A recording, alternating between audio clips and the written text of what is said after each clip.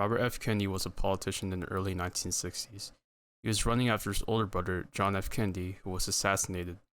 Robert F. Kennedy was also a Democrat, and his political views included working towards great causes, such as achieving civil rights for African Americans, providing assistance to underprivileged children and students with disabilities, improving living conditions and employment opportunities in the depressed parts of Brooklyn, helping to stop organized crime, which was lowered by 800% during his time as Attorney General, and many more causes. He also made several programs that gave more attention to the needs of the dispossessed and powerless in America, which were the poor, the young, racial minorities, and Native Americans. He was a voice for those who were in poverty, and he wasn't afraid to bring the facts to the rest of the American people on what it was like to be poor. He wanted to help fix the problems of poverty through legislation to encourage private industries to locate in poverty-stricken areas, which would create jobs for the unemployed and also stress the importance of work over welfare. Robert F. Kennedy was also involved with international problems, such as the Cuban Missile Crisis, to which he stopped military action and negotiated with the Soviet Union to remove their weapons, and also the Vietnam War, where he wanted it to end, as he tried many times to convince President Johnson to stop the bombings happening there. In summary, he challenged the complacent in American society and sought to bridge the great divides in American life, between the races, between the poor and the affluent, between young and old, and between order and dissent. His 1968 campaign brought hope to the American people, troubled by discontent and violence at home and war in Vietnam. He won critical primaries in Indiana and Nebraska and spoke to enthusiastic crowds across the nation before he died. Today, 4 college friends meet up together to come up with a conclusion on who exactly killed Robert F. Kennedy. These people are Matt, John, Zoe, and Anarada. There are many theories and people of interest that have been brought up in decades of discussions on who exactly did the murder. This includes the polka dot woman, who has allegedly been seen at the crime, and has also been allegedly heard to say that we've shot him, or Thane Eugene Caesar, a security guard who has been employed to protect Robert F. Kennedy at the night of the shooting. He is known to have extreme right-wing views and despise the Kennedys. We will also be talking about the possibility of there being 1 shooter, or 2 shooters, or even 3 shooters, or if Sirhan, the person that was officially indicted for killing Robert F. Kennedy, was actually the shooter or not.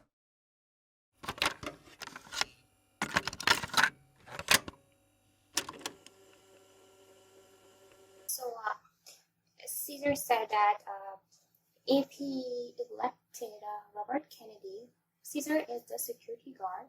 He said he would sold the country down the road to the commies or minorities like his brother did, who is JFK.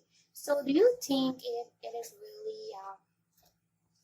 really Sirhan or Caesar involved in this? Who do you think killed RFK? They could probably have been both of them. It's entirely possible that he could have shot Kennedy because of his conflicting interests. And Sirhan was pretty much confirmed to have at least fired at him. Whether or not whether the shot was the one that killed him is still debated, mostly due to the poor results from the forensics. Yeah, I saw they said that there was like a gunpowder on his clothing too, and his security guard has to be close to him, so maybe he was involved indeed. Yeah, because nobody else was that close to him. Close, like you'd have to be like less than a foot away for like the powder marks to happen. And his security guard did confirm that he drew a gun, but he's been saying that the gun he had was a different caliber than the bullets that were found in Kennedy. But of course, that gun wasn't collected by police. There was like a number of shots too, right? There was like 14. Somewhere between 8 and 15. Yeah, and they were saying something about the gun, how many bullets it was holding, and kind of having so many. Yeah. Maybe there was 2 guns too. Sirhan could probably have 2 guns. It's entirely possible. But people have also been saying stuff like the rate of fire is too much, so what would he have been doing? Dual wielding then in that case? Like, the rounds were like 22 caliber, which is feasible to dual wield. And Sirhan does admit that he goes to the range, but nobody's talked about him having 2 guns, which I'm sure would have come up as supporting evidence to it was him, right? At least somebody would have made it up if it was feasible. I think that'd be kind of interesting to see if he actually had 2 guns on him, though. Even though, like, it's not said that he had 2 guns. Because you think at least one person out of all the people congested in that one area would have seen 2 guns on him. Yeah, twin fisting them. Yeah. Yeah, it's a damn shame that they got like terrible audio. Like even the news reporters that were still in the gallery after he left, they one of them ran into the basement area where the shooting happened. But even that guy kind of just stopped at the first downed man he saw, and he was like, "Are you okay? What's your name?" And this man's bleeding out on the floor.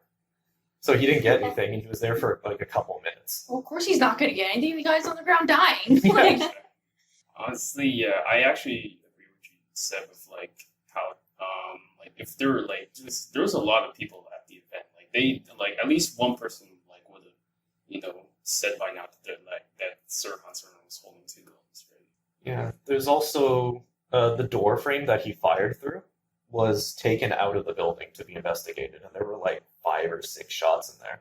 yeah, and then So yeah, even if he had 2 of the revolver that was confiscated from him, that would have been 16 shots total. But almost the entirety of one of those revolvers would have gone into a door frame.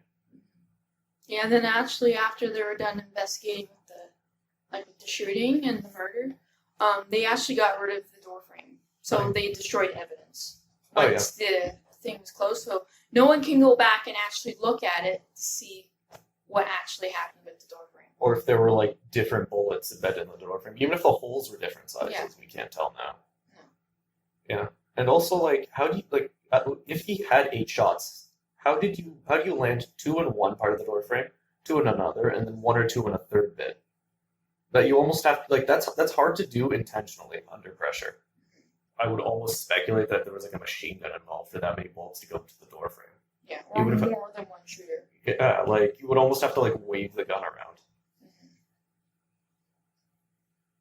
So they were also saying that there's a lady in a polka dot dress too that was actually shooting, and Sirhan was framed for that.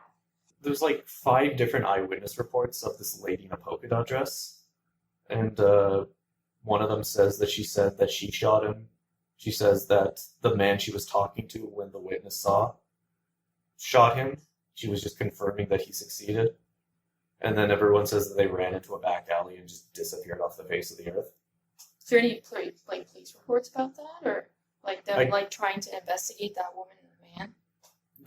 There hasn't been anything from a formal investigation because the entire description was just a woman in a polka dot dress. I don't think I've even seen reports of her hair color.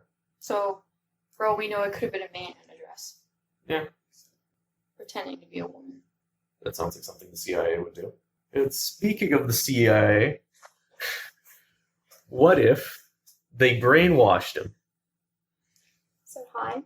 Yeah, I mean, it does kind of make sense. You can either think that all the times that he's spoken to reporters, and he's been very inconsistent with the information, saying that he's premeditated the killing for 20 years, and also saying that he just went to check it out, and then saw him at like 6 feet away, and just went, yeah, I'm going to shoot him, and then shot him. Those are both things he said he's done for the same incident. Because he did write a book in jail. He did write a book in jail, which definitely would not have gone through any censorship whatsoever. Yeah, and like he's been in jail the whole time, so like could just be losing his mind because he's been in the prison system for what, like 40 years almost from that 2000s report.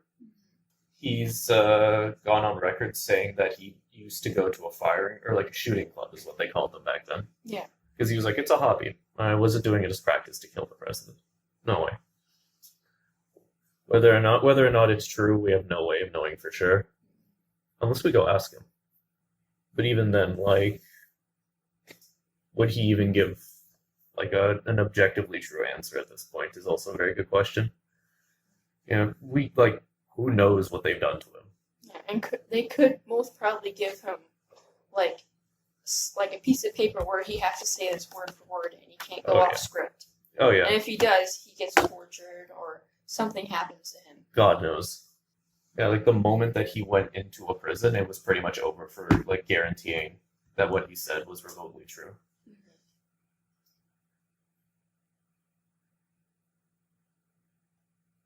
You thinking about the second gunman? So one of RFK's friends too was shot. So 5 persons in total were shot during that night. Like, yeah, if there's 5 or 6 bullets in a door frame and 5 people have been shot, that's more than one revolver right there. Yeah. Even with the 22 caliber being a small bullet and having 8 shots. Do you know if any of them were like a through and through? You mean like in and out? Like the it other went end? through him and then it went into the wall, or It is possible that he like over penetrated a door frame and embedded in somebody. He could have gone through somebody and then hit something else. Yeah. It's technically feasible that Sirhan shot a bullet, went through a door frame, hit the floor, hit a table or something, and then bounced from the table, went up from behind Kennedy, and then into the ceiling. Technically possible.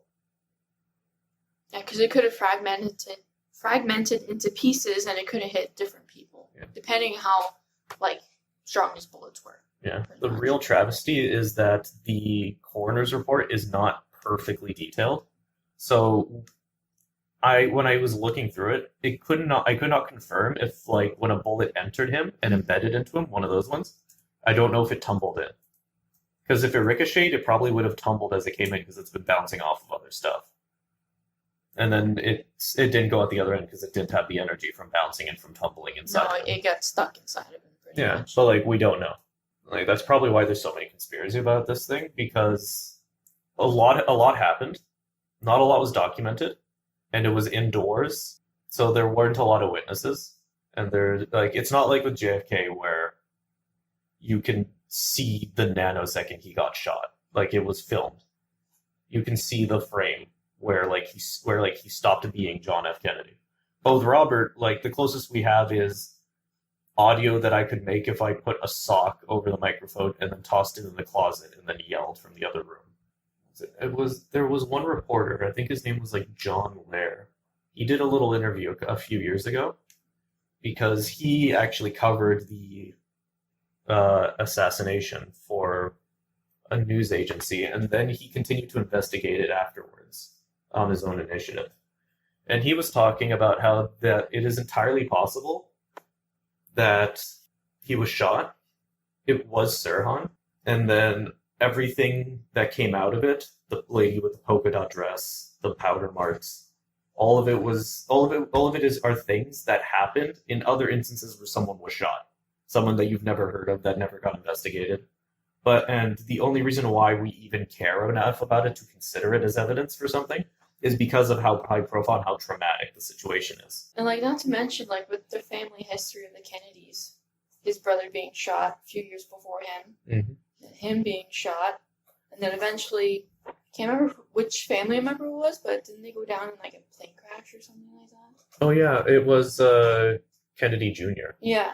He So- died in the 90s in Yeah. a plane So crash. like that whole family has like a lot of death, Oh a yeah. lot of death and murder. Well, a lot of families have a lot of death. I think it's same with what Lair was saying. Like we just care about it because it's the Kennedys and because Yeah. two of them have been shot. So the third one dying in a plane crash becomes a bigger thing. We haven't talked about Caesar, have we? Not a lot. No, I don't. Because I think the fact that he openly dislikes the Kennedys is probably cause for discussion on its own. Thing is, why would you be a security guard for someone that you do not like?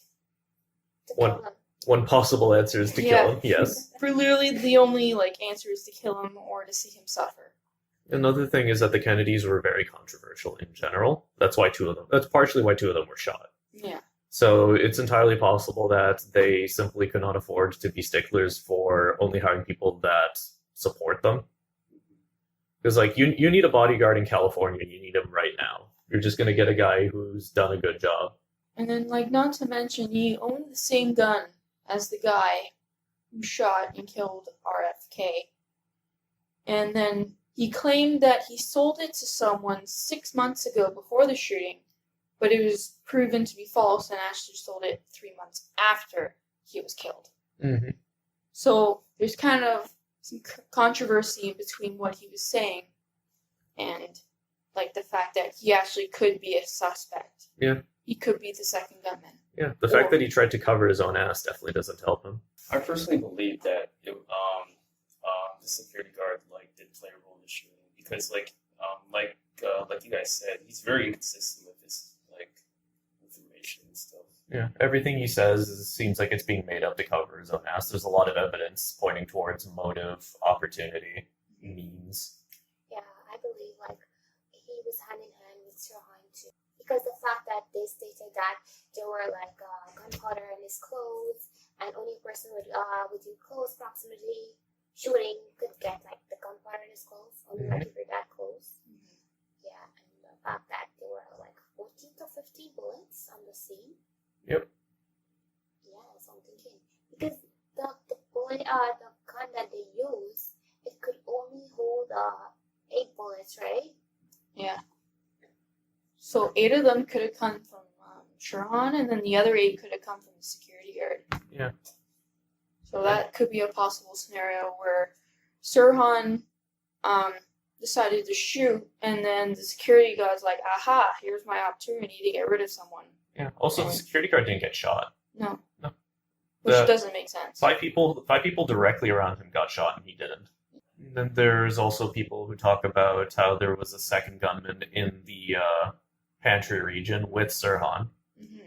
So, even if Caesar was using that 38 caliber that he was talking about, which has only 6 shots, the missing amount could have been made up for by a third person. But there's not much evidence about that person existing. There's one testimony saying that they saw another person fire from it. Yeah, her name is Nina. She saw someone in the pantry where she was, the kitchen, and she saw them shooting a gun, pretty much, where she was hiding. And she said that she, in total, with their gunshots, that she heard about 12 to 14 shots fired. And then later, when she gave her witness testimony to the FBI, apparently the FBI didn't record her testimony right, and they only said that that the guy shot 8 bullets, when in fact she said it was like 12 to 14. The fact that there's so much police and federal agents mishandling really smells like something was going on. Like, even if Caesar wasn't like a part of a conspiracy to shoot him, he could have just opportunistically drew his revolver. Yeah, as an opportunity to say, "Hey, here's my chance to shoot him." Yeah, which Yeah, would like- explain. Yeah, which would explain why the gun, one of the fatal shots, was fired from below and behind him, and then went out the front top. It's entirely possible that like the Caesar could have drawn his gun, pointed it up from about where his waist is to keep it hidden, so that no one could see that he was like holding the gun out. Yeah. And then he could have cracked a shot off. Trying to make it look like he was trying to protect him, when in reality he was actually shooting him. Mm-hmm. Yeah, I think it's safe to say that there were 2 gunmen. Whether Yeah. it was Caesar, who has motive, opportunity, means there could just be another person that isn't accounted for because they did a good job of it and got away scot-free. Because there were a lot of people in that room. Yes. It was a busy time. They were just waiting for the votes to be counted. So there was a functionally infinite number of people who could have passed by and had the opportunity to shoot him and then scoot away into the crowd. Yeah. And then everyone else could have just been standing there slack-jawed, absolutely bamboozled by the affair. But the number of shots that fire off kind of suggests that somebody besides Sirhan had to stick around and shoot for a bit, and then they weren't tackled. And they would have to have the same gun as Sirhan too. So, and we know that Caesar had the same type of gun. Yep. That Sirhan used, which he said that he sold, but he didn't until 3 months after Kennedy was killed. Yeah, honestly, So- that really indicts him to me. Yeah, that kind of like puts a nail in the coffin. Like, honestly, like he might have been able to just lock it away and no one would have been the wiser.